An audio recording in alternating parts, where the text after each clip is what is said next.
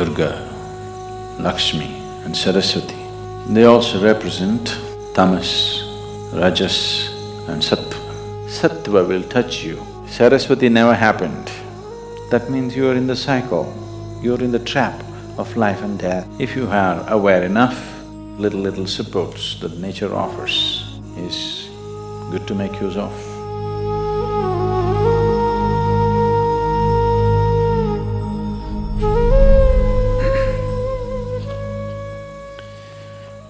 This is the first night of Navaratri.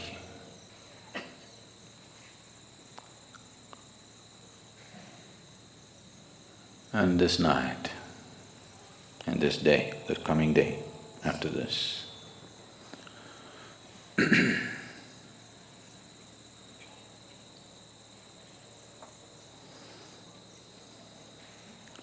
is dedicated to the feminine nature of the divine.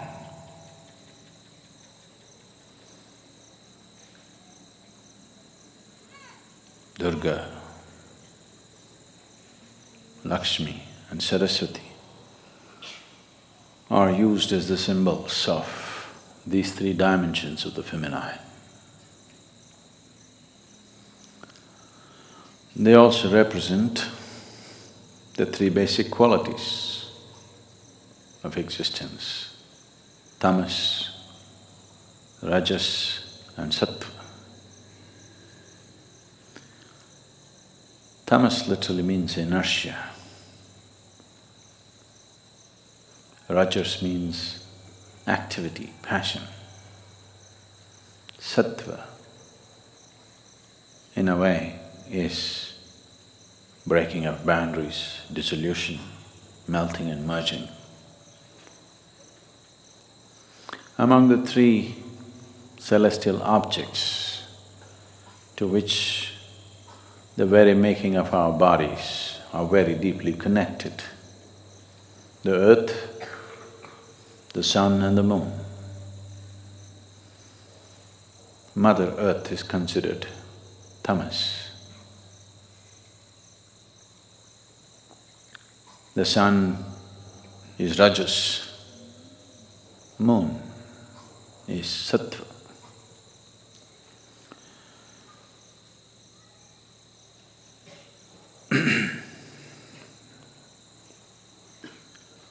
Those who aspire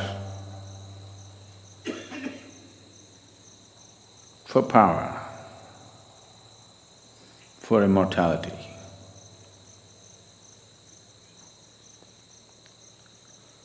for strength, they will worship those forms of feminine which are referred to as tamas, like the Kali or the Mother Earth. Those who aspire for wealth, for passion, for life, and various other gifts that the material world has to offer. They naturally aspire towards that form of the feminine, which is referred to as the Lakshmi or the sun.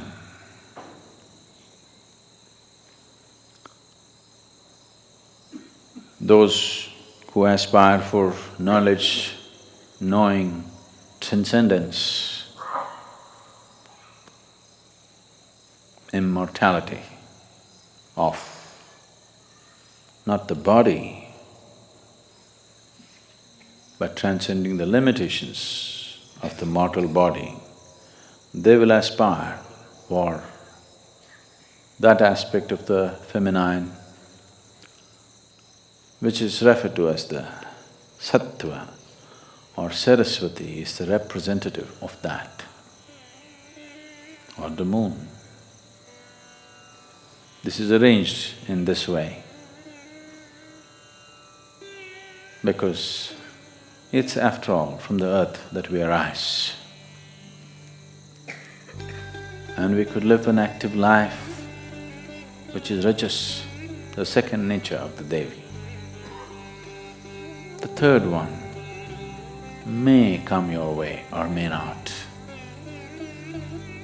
If you have to bring her down into you, you have to strive, otherwise she will not get down to you. Kali is on the ground,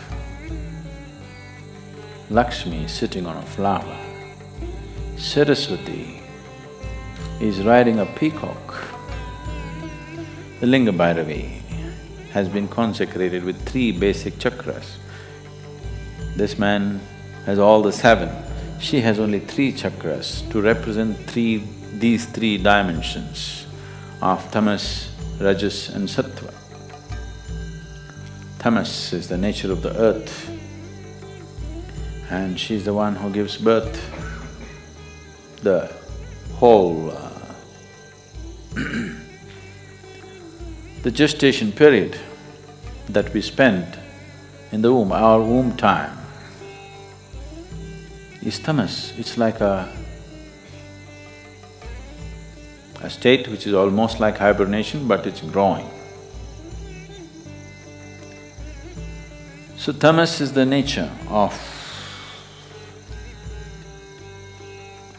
the earth, of your birth.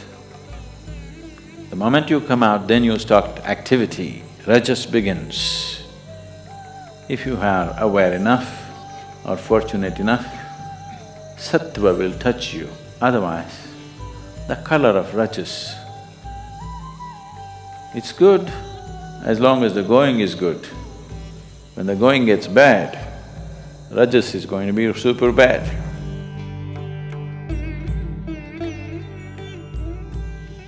So what was absolute inertia now has become a dynamic rajas. This may transcend or may again go back to the same thing.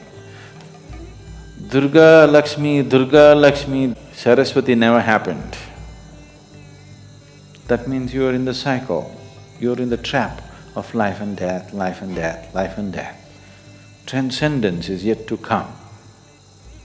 So these two will anyway happen. What is in a state of inertia will get into a state of rajas and activity, and again fall back and become inertia for a certain period of time, and again get back into activity. This is happening to you as an individual, this is happening to the planet, this is happening to the galaxy, this is happening to the whole cosmos. It goes into a state of inertia and then becomes dynamic and again goes into a state of inertia. But the important thing is, this one has the capability to break the cycle and transcend.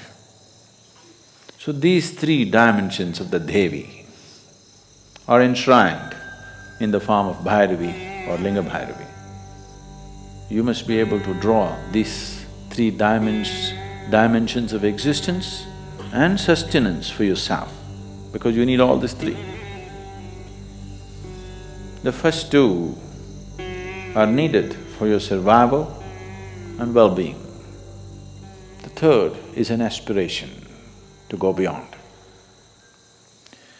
So Navaratri starts off with this not only fabulous symbolism, it is also energy-wise true every month. It is not just once in a year.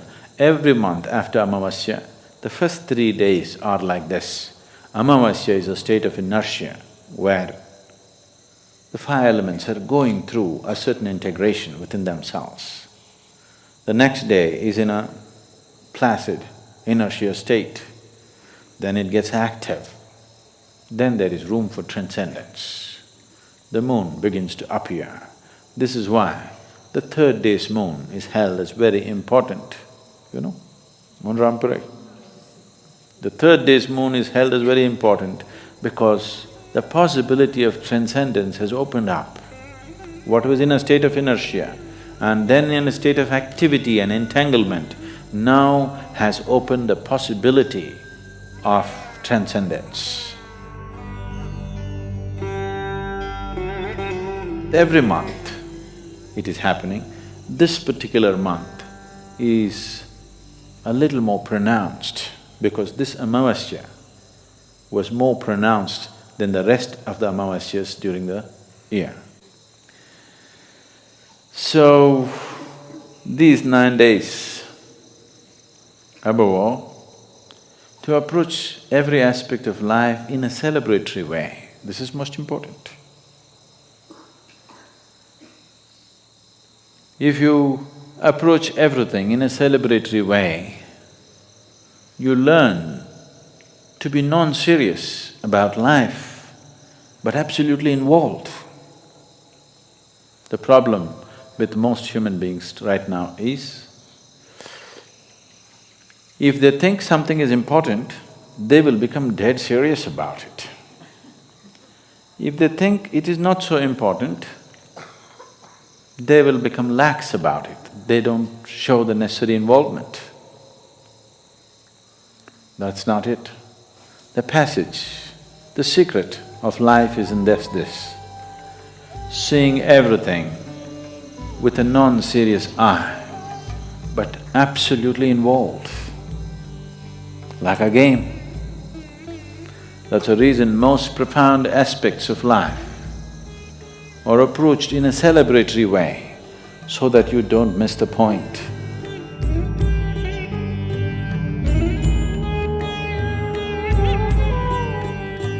So, this Navaratri,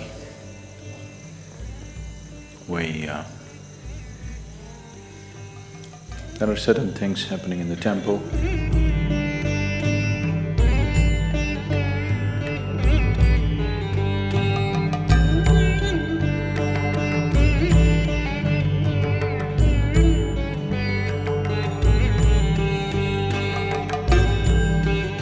Making use of little supports that nature offers is good to make use of. Going on your own steam is not impossible. Not many people made it, that's all. So, make use of these 9 days.